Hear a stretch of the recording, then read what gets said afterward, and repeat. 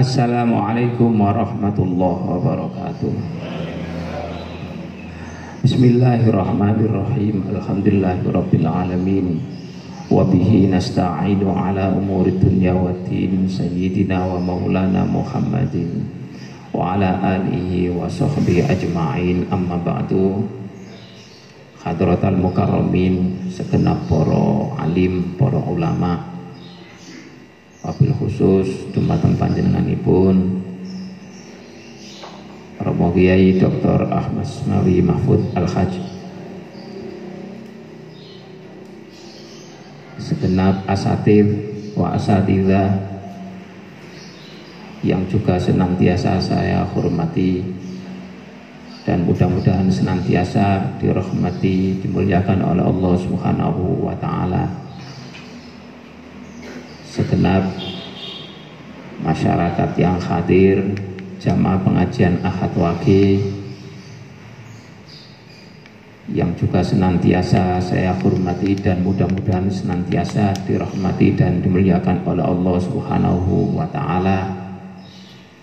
Segenap kawan-kawan mudabir, pengurus markas, segenap kawan-kawan santri yang senantiasa saya cintai dan juga saya banggakan.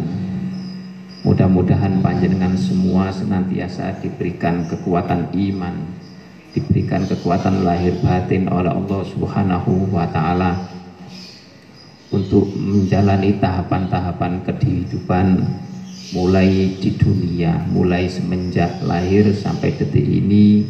Nampaknya juga masih diberikan kesehatan secara lahir dan saya yakin secara batin juga masih diberikan kesehatan juga. Terbukti sekarang juga masih cukup banyak yang hadir. Ada yang hadir tadi kata Ustadz Umam secara jasmani, secara jasad dan ruhnya hadir. Ada yang secara ruh saja kan itu kan. Sebetulnya nuwun sewu, kalau dalam istilah orang-orang ahli ruhani itu kalau menyebut ruh bagi orang yang masih hidup itu adalah ruhani. Kalau ruh itu bagi orang yang sudah meninggal dunia. Itu kalau dalam istilah orang-orang ahli ruhani. Tapi mungkin Ustadz Umam mungkin ada keilmuan yang lain yang menyebut orang yang hidup itu ruhnya. Nah, ya mungkin juga kan itu kan. Ada keilmuan yang lain, tapi yang sejauh pengetahuan saya, kalau orang-orang ahli ruhani menyebut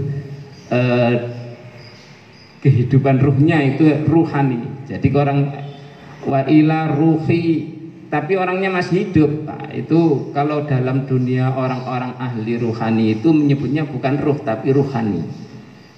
Wa ila ruhani. Kalau yang sudah meninggal dunia wa ila ruhi. Nah, itu seperti itu. Kalau yang masih hidup ruhani, bahasanya seperti itu. Itu dalam yang saya ketahui. Tapi mungkin Ustadz Umam juga ada keilmuan-keilmuan yang lain. Saya kan juga belum tahu kan itu kan.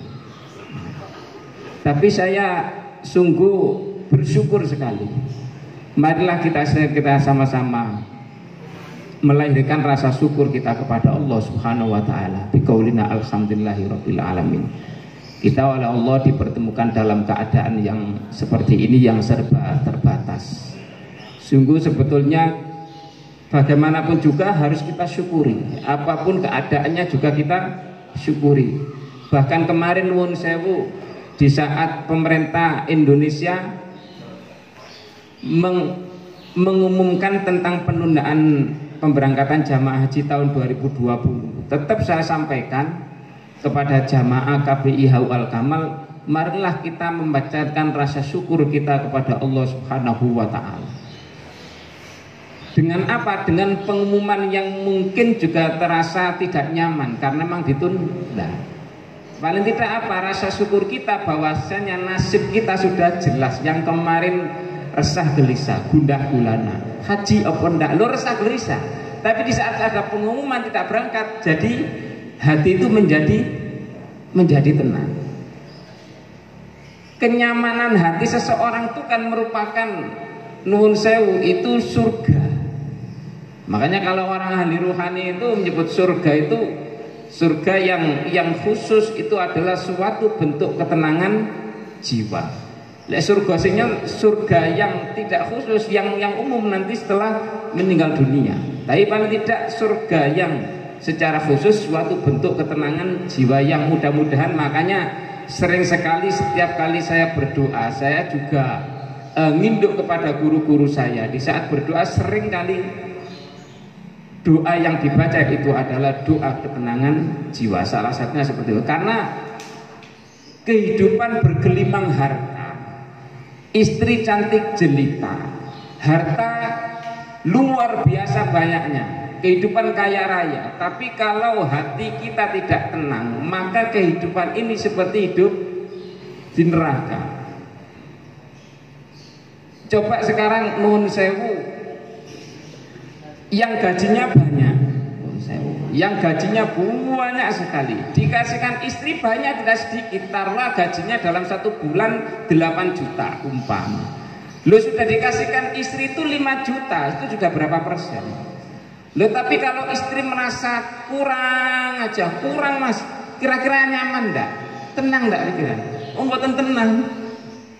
Tidak tenang. Tapi kalau umpama penghasilan 1 bulan maksimal hanya 1 juta, istri dikasih 500.000, alhamdulillah, matur suwun sangat mas, tenang dong mboten gini. Wah luar biasa. Gak usah tohim gitu. Masya Allah kan itu kan.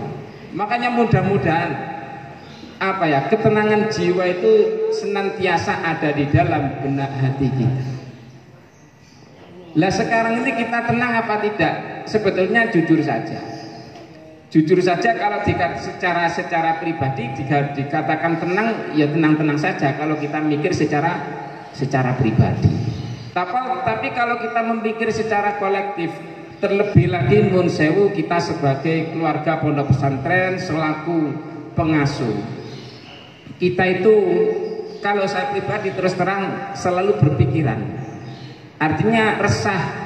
Kita memikirkan kawan-kawan santri yang ada di rumah, bagaimana tentang pendidikannya. Nun sewu, saya juga belum yakin 100%, bahwasanya anak-anak itu bisa belajar secara maksimal. Taruhlah jangankan secara maksimal, belajar 50%, di rumahnya saya juga masih belum yakin. Karena melihat kondisi situasi berbagai latar belakang para wali santri yang kadang-kadang tiap harinya juga menjalankan kewajibannya sebagai orang tua, mungkin ke sawah, mungkin bekerja keluar. Makanya pertemuan antara wali santri dengan santrinya sendiri kadang-kadang juga, kapan sekarang mendidiknya wali santri. Itu kadang yang kita senantiasa berpikir. Makanya nuwun sewu, beberapa hari yang lalu, 1 hari, 2 hari, sampai 3 hari, saya itu berpikir lahir batin. Pada akhirnya saya matur kepada beliau Ustadz Asmawi, Mas, jenengan tidak punya angen-angen mau mengembalikan kawan-kawan santri lah. Akhirnya ngobrol-ngobrol diputuskan kita mengajak. Kemarin sudah berapa kali kita rapat. Awal mula mungkin beberapa kali kawan-kawan pengurus. Kemarin ada rapat lagi juga semua keluarga dan juga para pengurus. Entah nanti panjenengan semuanya ngaturnya bagaimana. Saya berharap, saya punya keinginan, saya berharap kawan-kawan santri itu dikembalikan ke pondok. Karena bagaimanapun juga dalam keadaan yang seperti sekarang ini serba terbatas dalam dunia pendidikan. Namun yang perlu saya sampaikan bahwasanya pendidikan karakter itu bagaimanapun juga tidak akan pernah tersampaikan di saat pengajar dan yang diajar. Antara murabbi, antara yang mendidik dan yang dididik itu tidak pernah bersemuka, tidak pernah ijtima, tidak pernah kumpul, itu sulit sekali. Sedangkan kita, pendidikan kita tujuan utama kan penekanan kita adalah pendidikan karakter. Makanya mungkin nanti kira-kira jenengan itu bagaimana mengaturnya, para pengurus nanti bagaimana mengaturnya. Sekaligus saya juga mohon doa kepada para masyarakat, pada hadirin wal hadirat, pada panjenengan semua para masyarakat, pada tokoh masyarakat untuk mendoakan mudah-mudahan nanti kalau memang betul-betul dilaksanakan kawan-kawan santri itu dikembalikan ke pondok pesantren, nanti bisa berjalan dengan baik. Ya sebetulnya begini, memang dalam kehidupan pandemi yang seperti sekarang ini kita memang seharusnya juga meningkatkan imun. Apa imun itu? Apa itu? Ketahanan tubuh, imun. Tapi jauh lebih penting bagi saya itu kita harus meningkatkan keimanan kita. Di samping imun, tapi iman, meningkatkan iman itu jauh lebih penting. Saya pernah mendapatkan pendidikan ruhani dari salah satu guru ruhani saya. Yo, kata beliau bagaimana? Ikhtiar zahir itu wajib, ikhtiar lahir itu wajib. Tapi ikhtiar batin jauh lebih wajib. Jauh lebih wajib. Makanya kadang-kadang seperti ini nuwun sewu. Saya itu kadang tersenyum sendiri, diam-diam mikir-mikir itu guyu-guyu dewi. Dalam benak hati itu kadang-kadang nuwun sewu, gambarnya seperti itu. Saya yakin detik ini, saya yakin seyakin-yakinnya jenengan itu bersih dari virus. Jenengan itu bersih dari virus corona. Saya dengan hakul yakin juga legowo untuk bersalaman dengan panjenengan semua. Cuman kadang-kadang di lain pihak kita juga ati Allah wa ati Rasul wa ulil amri minkum. Kadang-kadang yo epok-epok ndak salaman ben apa sing di atur pemerintah, jangan jabat tangan dulu. Oke lah, pura-pura ndak salaman ini. Masya Allah, kadang ya ono gelone barang. Iki guyon, lu hati kecil.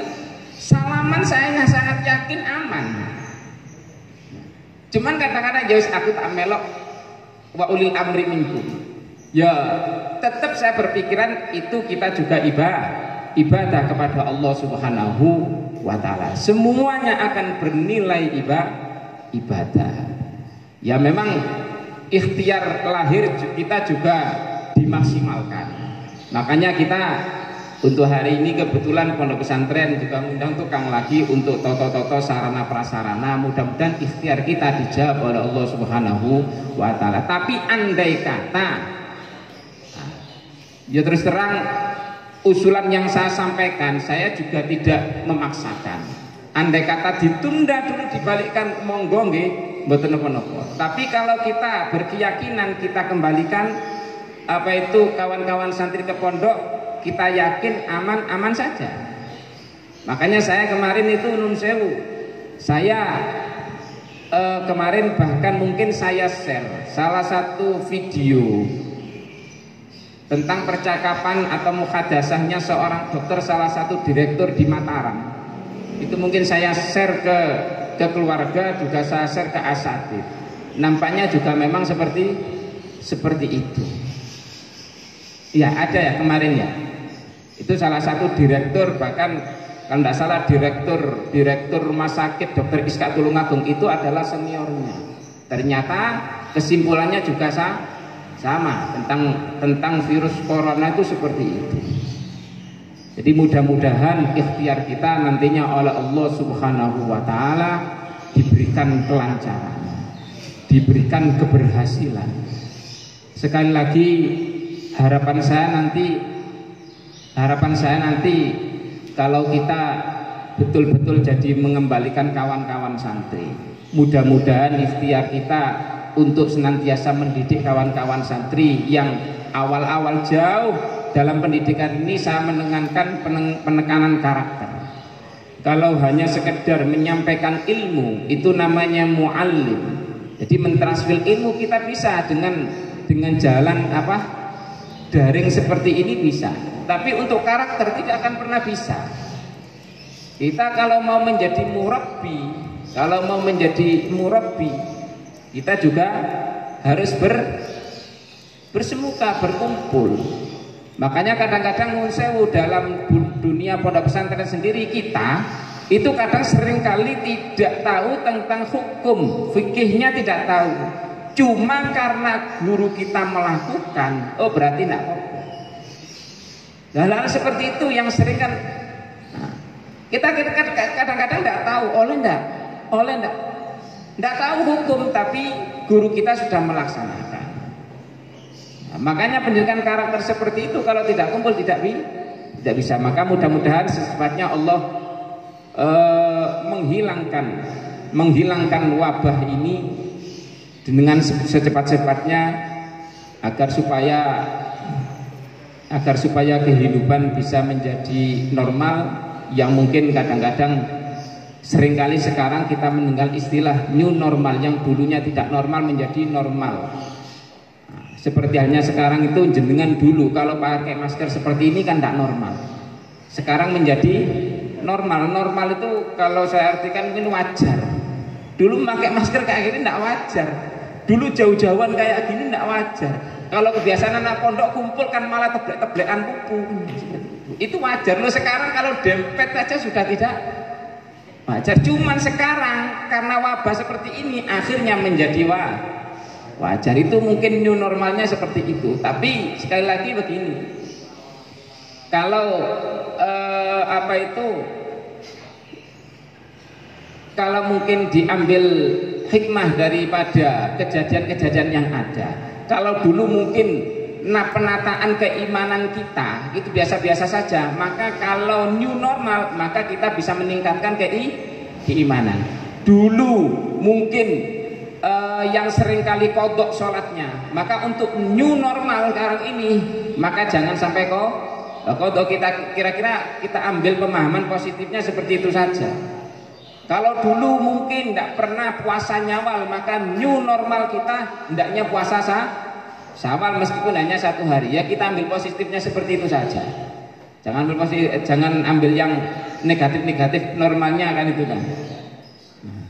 Dan saya mewakili keluarga, mohon maaf pada panjenengan semuanya. Mohon maaf lahir batin di saat ada tutur sapa, di saat ada perilaku yang kurang berkenan pada panjenengan semua. Saya mewakili segenap pengasuh, segenap keluarga, mohon maaf kepada panjenengan semua. Taqabbalallahu minna wa minkum taqabbal ya karim. Minal aidin wal faizin wal maqbulin kullu am wa antum khair. Mudah-mudahan kita semua diampunkan oleh Allah Subhanahu wa taala, diberikan ridho oleh Allah Subhanahu wa taala.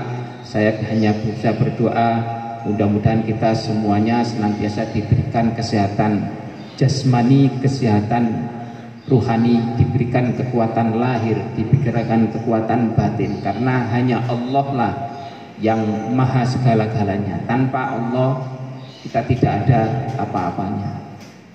Dan mudah-mudahan Allah juga senantiasa memudahkan rezeki kita, karena semuanya berdampak. Dulu mungkin jenengan mudah untuk mendapatkan uang 100.000, sekarang 10.000 satu hari aja sudah sulit. Dulu tinggal kadang-kadang sulit juga. Kalau di TV itu kadang dalam benak hati lambemu bisa ngomong tok. Kita bisa bisa berkreasi di rumah, kita bisa beribadah di rumah, kita bisa segala-galanya di rumah, bisa menghasilkan uang juga dari rumah. Itu yang bisa. Lah nuwun sewu, seperti halnya nuwun sewu ojek online, apa bisa dari rumah? Tidak bisa. Umpama yang ngojek atau mungkin yang becak nuwun sewu, mohon maaf, yang harus apa bisa? Tidak akan pernah bisa. Makanya kadang-kadang itu sampai ngamuk di jalan-jalan. Itu bagaimana? Timangan apa? Masya Allah. Dan mudah-mudahan saja Allah Subhanahu wa taala memudahkan rezeki kita, memudahkan jalan kita untuk menjalani kehidupan. Tapi paling tidak Mudah-mudahan Allah juga memberikan ketabahan bagi kita, dan ini semua bisa kita jadikan sebagai lahan ibadah bagi kita. Bersabar menghadapi COVID ini juga merupakan ibadah. Tidak salaman karena mengikuti aturan pemerintah itu juga ibadah. Khusnudzon saya seperti itu. Akhirnya apa? Yo napa? Niku wau. Ulil amri minkum niku wau. Tak kepada ulil amri minkum, instruksinya tidak salaman dulu. Ya wis manut anu ben bernilai ibadah gitu. Lah kalau sekarang kita tidak salaman karena kita jangan-jangan orang itu ada virusnya, kita malah suudzon, salah lagi. Loh, maka caranya bagaimana? Tidak salaman, aku tak manut wong ahli kesehatan. Untuk itu biar ada nilai pahalanya. Kalau kita tidak salaman karena suudzon, wah salah lagi kan, itu kan repot lagi. Kita nutup masker padahal kita yakin tidak ada pengaruhnya. Dan namanya, ya Bapak istimelok biar ada apa? Biar ada nilai ibadahnya. Kalau hanya karena virus, kita nutup hanya karena virus, tidak ada sandaran kepada Allah Subhanahu wa taala, juga tidak ada nilainya. Maka kita harus pintar-pintar menyikapi keadaan. Semuanya kita sandarkan kepada ajaran Allah Subhanahu wa taala, kepada ajaran Rasulullah sallallahu alaihi wasallam. Mungkin itu saja yang bisa saya sampaikan. Sekali lagi saya wakil dari keluarga, dari pengasuh, mohon maaf kepada panjenengan semua. Saya berharap sambung doa panjenengan semua untuk bisa menjalankan aktivitas pesantren, dan insya Allah mudah-mudahan semuanya diberikan kelancaran, semua pengurusnya diberikan kesehatan jasmani rohani, diberikan kesemangatan, dan mudah-mudahan kawan-kawan santri yang di rumah nanti secepatnya oleh Allah dikembalikan. Itu pun lagi-lagi juga atas izin Allah Subhanahu wa taala. Kita juga tidak perlu memaksakan. Kita berusaha lahir batin ya semaksimal mungkin. Selebihnya kita pasrahkan kepada Allah Subhanahu wa taala. Dan alhamdulillah ini sudah lah saya hanya menun sewu, saya mau menyinggung sedikit tentang halal bihalal. Ini adalah suatu tradisi leluhur kita. Karena bagaimanapun juga kita perlu membangun komunitas. Komunitas itu sangat penting sekali. Kebenaran tanpa ada komunitas itu juga sulit untuk berjalan. Bahkan nuwun sewu, komunitas yang besar tapi tatanannya salah itu bisa mudah diterima. Tatanan yang benar tapi pada komunitasnya kecil, hidup di dalam komunitas yang besar itu juga sulit untuk berjalan. Taruhlah nuwun sewu, semestinya tahlilan. Jenengan yakin bahwa tahlilan itu syar'i betul, tapi jenengan hidup di nuwun di negara Syiah, di mana itu? Mungkin di Iran. Kita berjalan apa? Tidak. Maka pentingnya membangun tradisi ya seperti ini. Membangun tradisi ini halal bihalal yang menjadi penggagasnya dulu kalau tidak salah Kiai Haji Wahab Hasbullah. Tahun 1948 beliau diminta oleh Presiden Soekarno bagaimana caranya. Yang pada waktu itu pergolakan politik, pembesar-pembesar politik, pemuka politik juga saling bertengkar. Makanya kiai kita, ulama kita di saat itu adalah Mbah Wahab Hasbullah menggagas yang mana halal bihalal. Itu adalah tradisi leluhur kita yang patut kita jaga. Hanya tradisi kalau kita tidak jaga sulit. Beberapa hari yang lalu nuwun sewu itu saya baca berita. Ada sekelompok remaja itu yang membawa sepeda motor. Sepeda motor itu dijejer, diputer nih, diblayer-blayer.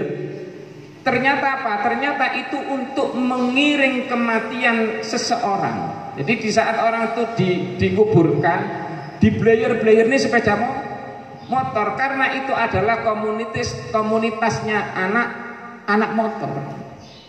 Komunitasnya anak motor. Nah, itu tradisi. Tapi tidak Islami. Itu terjadi di Thailand.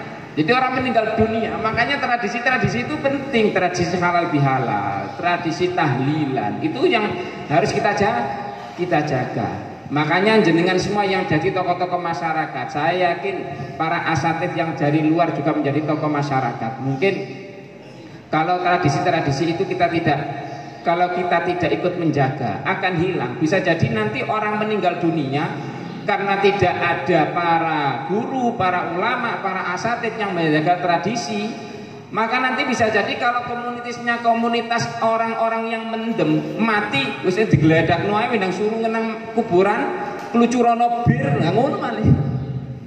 Itu mungkin saja.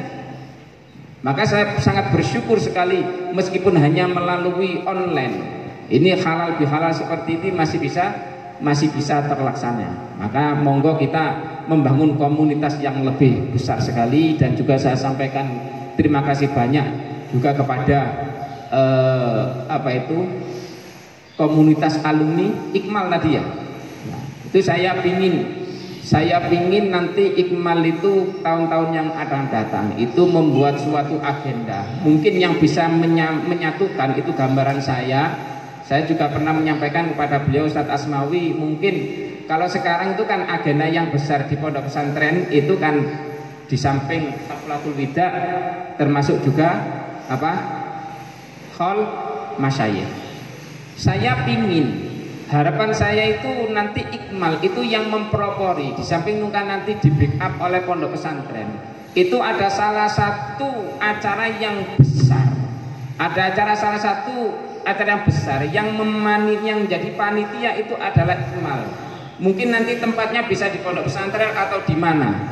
Itu yang bisa menggabungkan alumni awal-awal tahun yang lalu sampai yang baru dalam suatu acara yang kira-kira semuanya bisa menerima. Lah gambaran saya yang semuanya mudah untuk menerima itu adalah peringatan Maulid Nabi Muhammad sallallahu alaihi wasallam. Itu nanti semuanya menerima. Insya Allah semuanya menerima karena Nabi Muhammad juga nabinya semuanya kan nabi semua. Kalau mungkin acara wida mungkin wida acara lulusan khusus anak tahun ini terbatas. Tapi kalau maulid semuanya kan merasa memiliki. Maka nanti mungkin bisa dianggedakan. Ikmal nanti punya acara yang besar, jamaahnya ribuan, semua alumni diundang. Sekarang undangan juga tidak perlu keliling pakai anu. Nah, semua anu kan hanya bisa sekarang 1 detik aja sudah nyampe undangan. Nah iya kan?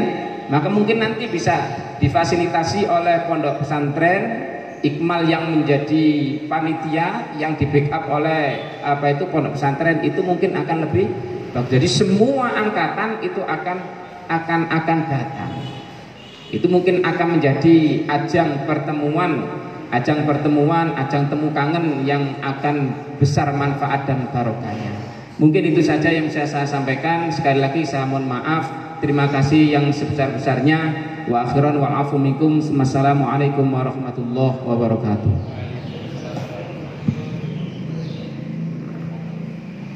Aqulu syukran jazilan lahu. Wal'an nahdhu ila al-barnamajil akhir yakni ad-du'a. Qabla nastamir ila ad-du'a ana kara'isil jalsah idza wajadtum minni al-akhta'a wal aghlad arju min samahati sudurikum alafa ihdinas siratal mustaqim wal afu minkum. Wassalamu alaikum warahmatullahi wabarakatuh. Lidu'a ila Ustadzina al-Karim Al-Ustadz Dr. Asmi Mahfud Fadil alaihi masykurah.